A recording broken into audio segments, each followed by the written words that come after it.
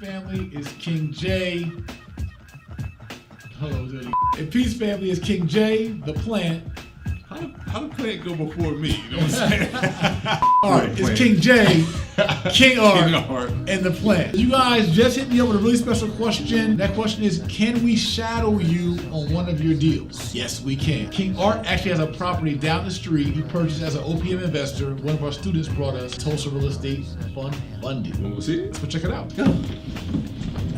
We are headed to a fix and flip walkthrough that my brother Art Morrison III is flipping, Tulsa Real Estate Fund is funding, and King Khalil, our student, brought the deal. Art Morrison III walkthrough. Let's go. Right here. Nobody needs to see what's going on next. I'm not even positive that this is our driveway. Maybe that's our driveway. Well, no, we got a car in it too. That's 100% our driveway. Somebody got the blicky on them? Never know. Stuart. Oh, so we still live, so I can narrate, even though I've never been here before. Oh, for sure, link in King J's bio. Listen, we have a mastermind group, it's an amazing group. One of our students from the group actually wholesales this deal. That's what we do in the group, we do deals with the group. King Khalil is actually the person who found this deal. I hired him as an asset manager because we need boots on the ground so that we can scale this residential fix and flip business nationwide. 25 real estate transactions in a little over 3 years. Mm-hmm. Over 9 million in gross real estate, over 9 million gross real estate sales, 14 doors, a little over 3 years in the business as a former entrepreneur teaching youth basketball, former pro ball player, former almost in the corporate trap, worked a 9 to 5 for about 3 weeks, all that. Right here, so go, your show. So right. Your walkthrough, I'm just here now. I never seen it, so y'all gonna get it raw. So. Okay, well, check this out, y'all. This is a fix and flip. He signed a loan on. How much you signed a loan for? Man, 130,000, 120,000. So he has a loan for $130,000. He has another loan from his partnership, from his private partners, for I think $75,000. Correct. And then a capital equity ownership called a mezzanine loan for my newbies out there, where a mezzanine loan is part equity, part debt. So then we have an equity loan or a contribution for another ROI, a percentage of profits. So he's able to do this deal with other people's money. So how much money did you put down out of your pocket? None. Okay, how much did you put down for something? None. Appraised, it's like something. No. All right, so he's an OPM investor. It means other people's money. He bought the property, put his name and credit on the line, his 25 history, real estate transaction history on the line. None of his own capital, I guess, but still, his time is money. Time is money. He put his time into this. He put his heart into this. His reputation on the line. And so now it's his first time walking through a property. How long have we owned it now? About a month. Oh no, 45 days. 45 days. He owned it probably in 45 days. Is the first time getting out here. But he's been on the Zoom with the city for permits. Yeah. What have you done in the meanwhile before seeing? Alright, so I've been on a couple. Yeah, so tell him that. Yeah. What does it look like to be a out-of-state, you live in Tampa, Florida, by the way. Yeah. Here's a lesson. What does it look like to be an out-of-state real estate investor flipping a home from another state? What do you do? Yeah, so the first thing you want to do is due diligence on the area. You want to make sure that the area is strong. And then once you do due diligence on the area, you basically send out your deal finders. You put out a call to action like, hey, whoever, I'm looking for deals of this criteria in this area. And then people, obviously, the more networking and connecting you do, will come to you with deals. So one of our students came to us with this deal, and that's when I get the underwriting, right? So I took myself and my team, and it's cold in there. No, I think it's the better back. Oh, gotcha.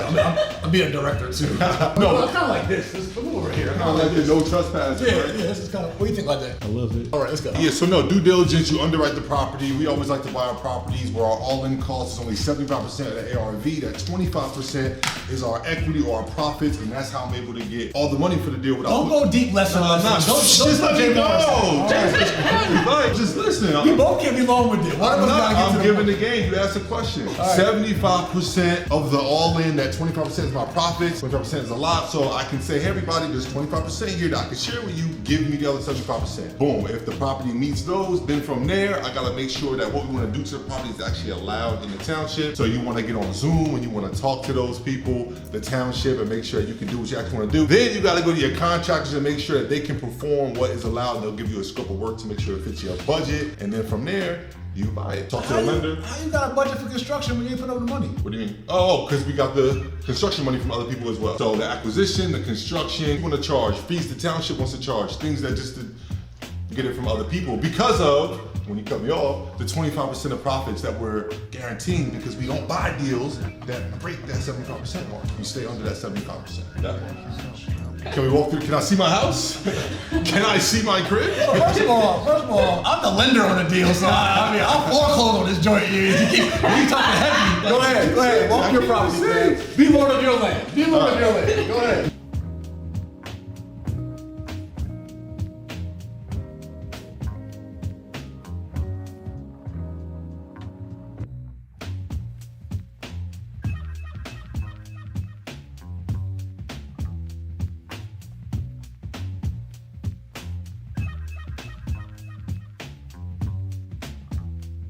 So the first thing I'm noticing, you walk in, you got living room. I guess this is bedroom.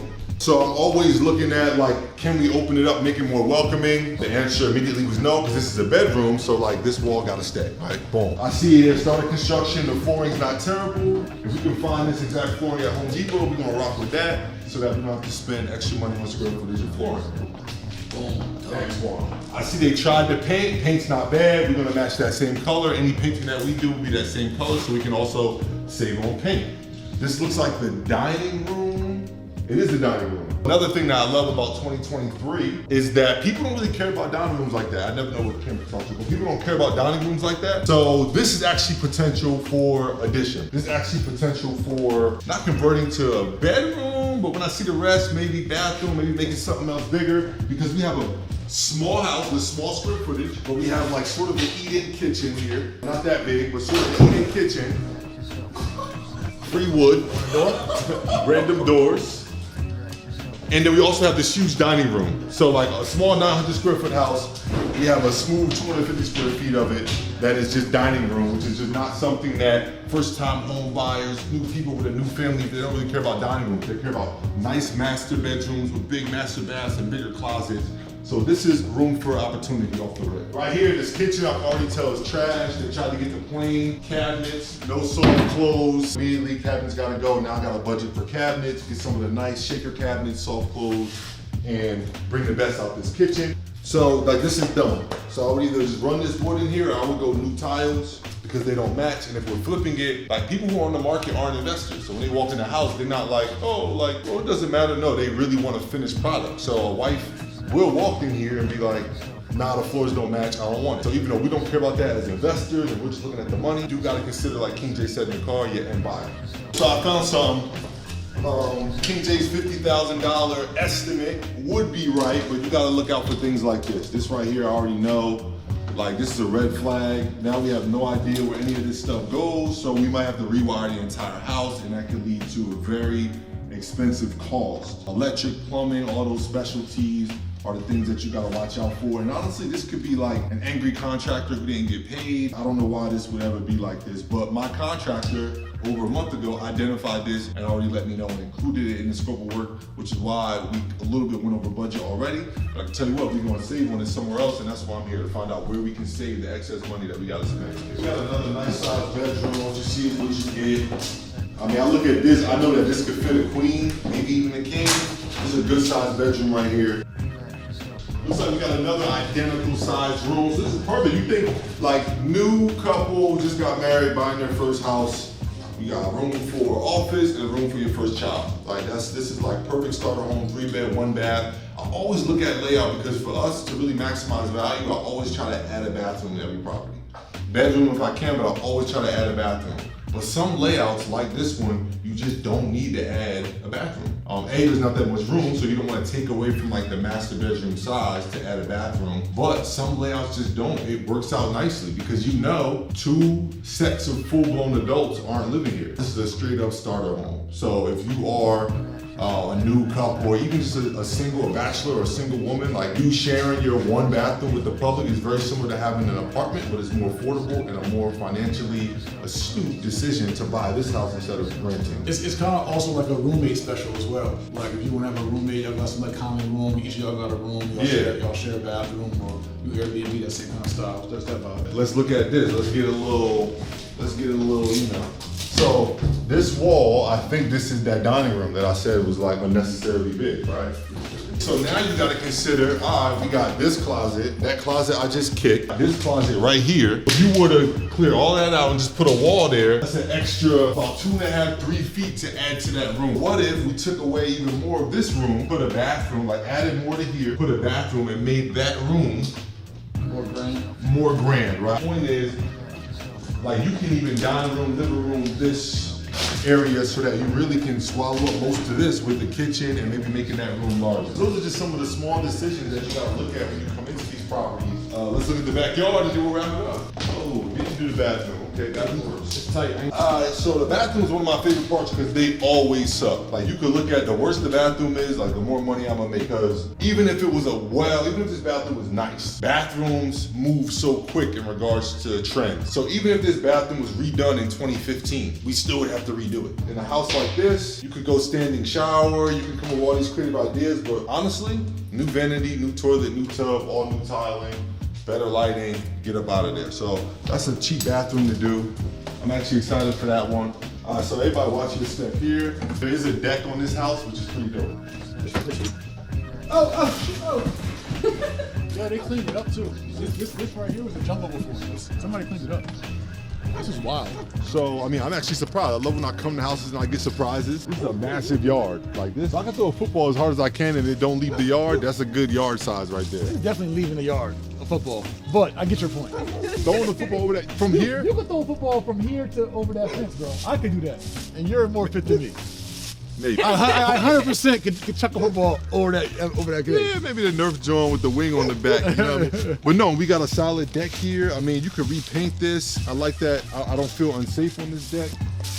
So this is a simple paint job. Our contractors already said we're gonna paint the outside. The siding's in good shape. It's just ugly. We're just gonna repaint it, replace some of the places where it's missing, and save costs there. Nice. This changes a lot, if I'm honest. Like this makes me lean towards, oh well, can we refinance it and keep the property? This is good acreage here, and that's it. That's I'm not gonna say the address on here, but that's East Point property.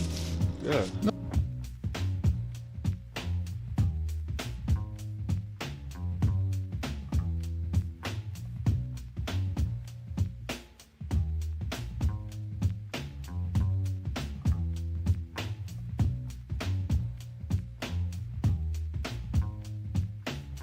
Hey, Peace family, it's King J and Art Morrison III. And you guys asked for it and we've given it to you. Your property flip walkthrough in real life. You don't get this anywhere. To get free game by simply hashtagging AskJ, and make sure you share this content out to your friends, family, and those who will be interested. Comment and let us know how Art did. I know I was fly, but let us know how Art did. Yeah, already comment below. Again, put in the comments your hashtag, your next questions for your next episode of AskJ, but make sure you, again, comment, like this, thumbs up, hit the like button, share, and subscribe to the channel.